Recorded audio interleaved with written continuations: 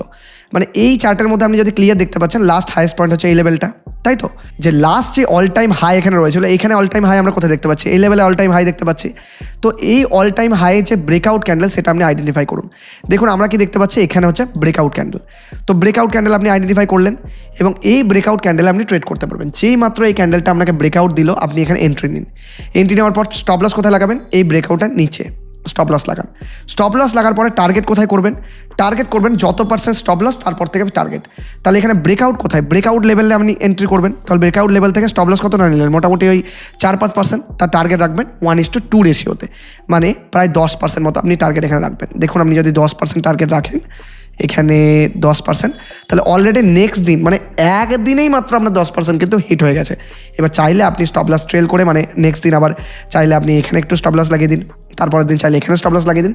এমনি করে ট্রেল করতে করতে আপনি পুরো প্রফিট এনজয় করতে পারেন। তো